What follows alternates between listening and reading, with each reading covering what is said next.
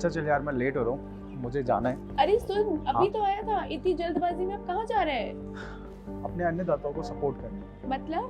मतलब ये जो किसान आंदोलन है उसमें मैं शामिल होकर अपने किसानों को सपोर्ट करने जा रहा हूँ। तुझे पता भी है कि एक्चुअल मुद्दा है क्या? हाँ मुझे पता है, जो ये 3 कानून है वो किसानों के खिलाफ है। अच्छा, वो कैसे? कई सवाल हैं। पहला ये कि मंडी समितियों द्वारा एस्टैब्लिश मंडियाँ कमज़ोर होंगी और किसान प्राइवेट मंडियों के जाल में फंस जाएगा। नहीं, यही तो तुझे पता नहीं है। नए नियम पुराने ऑप्शंस को कंटिन्यू रखते हुए फसल बेचने के और भी ज्यादा ऑप्शंस अवेलेबल कराता है। अब किसान मंडी से बाहर किसी स्टोरेज, कोल्ड स्टोरेज या फिर अपने खेत से भी फसल बेच सकेगा। स्टेट से बाहर और इंटर स्टेट मार्केट में भी किसान को अपनी फसल बेचने की पूरी आजादी होगी।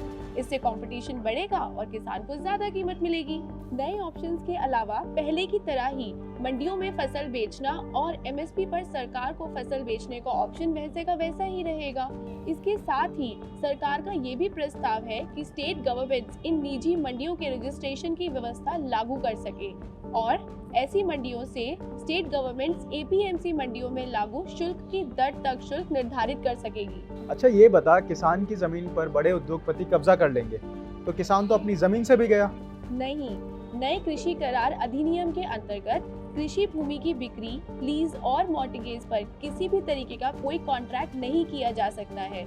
किसान की जमीन पर किसी भी तरीके के स्ट्रक्चर का निर्माण नहीं किया जा सकेगा और अगर निर्माण किया जाता भी है तो कॉन्ट्रैक्ट पीरियड खत्म होते ही खरीदार उसे वहां से हटाएगा। सरकार का बिल्कुल क्लियर प्रस्ताव है कि स्ट्रक्चर पर स्पॉन्सर द्वारा किसी भी तरीके का लोन नहीं लिया जा सकेगा और ना ही वो स्ट्रक्चर को बंधक बना सकेगा। अब तुझे क्लियर हुआ? इतना तो क्लियर है, लेकिन इससे किसान की जमीन की कुर्की हो गई तो?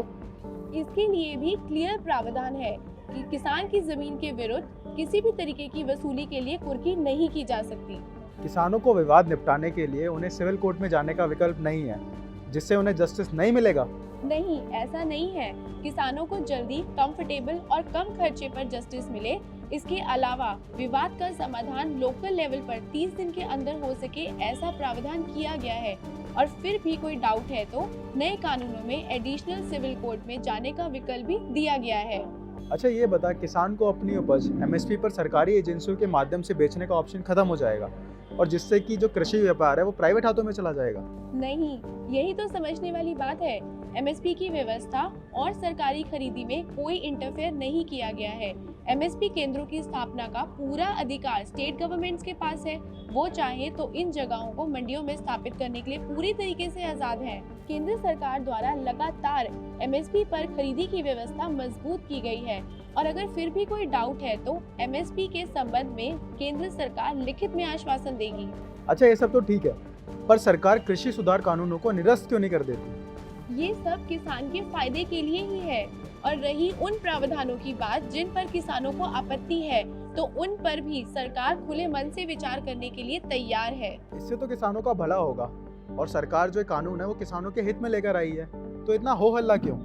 यही तो दिक्कत है। विपक्ष अपने पॉलिटिकल मोटिव को पूरा करने के लिए बेचारे भोले भाले किसानों को हथियार बना रही है। आई थिंक तुम सही कह रही हो।